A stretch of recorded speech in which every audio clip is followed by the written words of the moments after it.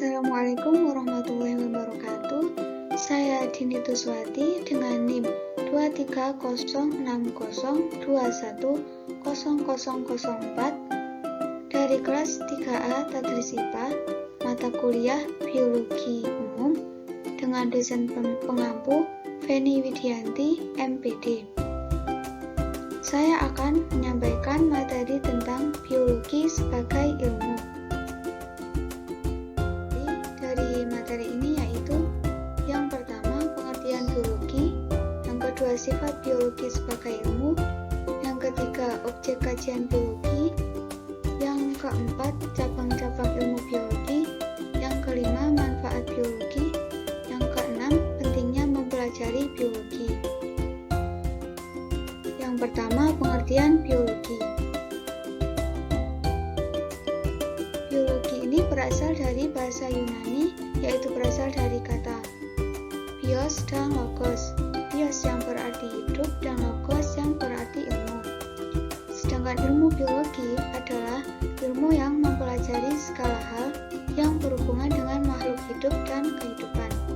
Biologi mengkaji berbagai aspek kehidupan, termasuk struktur, fungsi, pertumbuhan, evolusi, persebaran, dan taksonomi.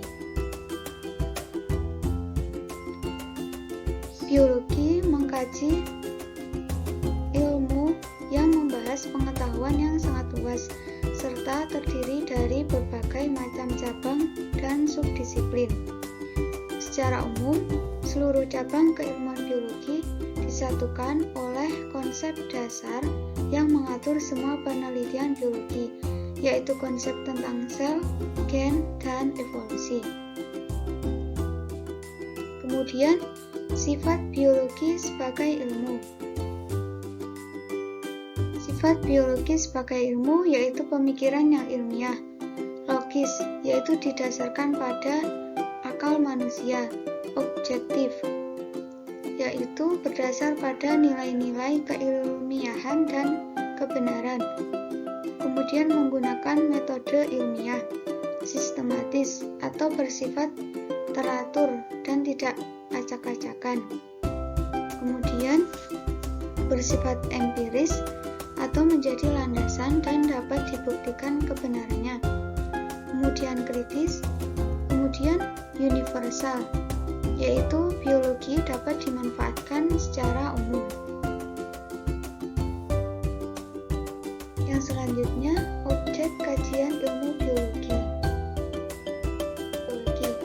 Nah, objek kajian ilmu biologi ini ada sel, jaringan, organ, sistem organ, organisme, populasi, ekosistem, bioma, dan biosfer.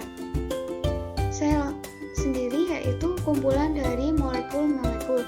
Contohnya sel eukariotik, sel prokariotik, sel hewan, dan lain sebagainya. Kemudian jaringan yaitu kumpulan dari sel-sel. Contohnya yaitu jaringan meristem, jaringan saraf, jaringan otot, dan lain sebagainya. Kemudian organ yaitu kumpulan dari jaringan-jaringan seperti jantung, hati, paru-paru, dan lain sebagainya. Kemudian sistem organ itu yaitu kumpulan dari organ-organ. Contohnya sistem pernapasan, sistem ekskresi, sistem peredaran darah, dan lain sebagainya. Kemudian organisme yaitu kumpulan dari sistem organ, yaitu ada organisme uniseluler dan organisme multiseluler. Organisme uniseluler yaitu bakteri, sedangkan organisme multiseluler yaitu manusia, hewan. Kemudian populasi yaitu kumpulan dari organisme-organisme. Kemudian ekosistem yaitu kumpulan dari populasi-populasi. Bioma yaitu kumpulan spesies yang dapat hidup di tempat tertentu pada permukaan bumi. Contohnya yaitu bioma padang rumput, bioma gurun, bioma hutan-hujan Kemudian biosfer, yaitu tempat seluruh makhluk hidup dapat hidup, tumbuh, dan berkembang. Kemudian cabang-cabang ilmu biologi. Nah, cabang-cabang biologi itu ada banyak.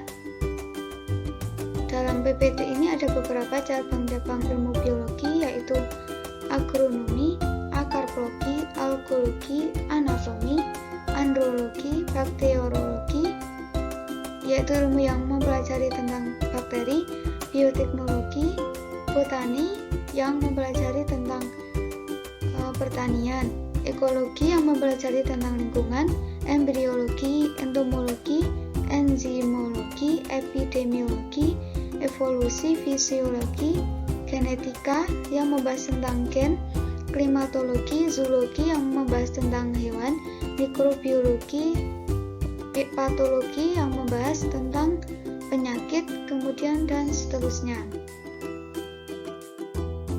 Yang selanjutnya yaitu manfaat biologi. Nah, manfaat dari biologi ini ada manfaat dalam bidang kedokteran, bidang peternakan, bidang farmasi, bidang industri, dan bidang pertanian. Dalam bidang kedokteran, ilmu biologi ini bermanfaat dalam membantu para dokter untuk melakukan berbagai macam operasi. Kemudian, dalam bidang peternakan, ilmu biologi ini bermanfaat bagi para peternak agar dapat menghasilkan bibit unggul dari hewan ternaknya. Kemudian, dalam bidang farmasi ini, biologi bermanfaat bagi para apoteker untuk membuat obat-obatan. Kemudian dalam bidang industri ini dimanfaatkan untuk mengembangkan berbagai bagian tubuh, tumbuhan, dan hewan menjadi bahan baku industri. Contohnya pembuatan susu fermentasi. Kemudian dalam bidang pertanian, manfaat biologi yaitu bermanfaat bagi petani sehingga para petani dapat memilih dan menghasilkan jenis tumbuhan yang bersifat unggul, yaitu melalui rekayasa genetika dan produksi pangan dapat lebih meningkat. Kemudian pentingnya mempelajari biologi. Pentingnya mempelajari biologi. Kita sebagai umat Islam sangat dianjurkan untuk mempelajari ilmu biologi.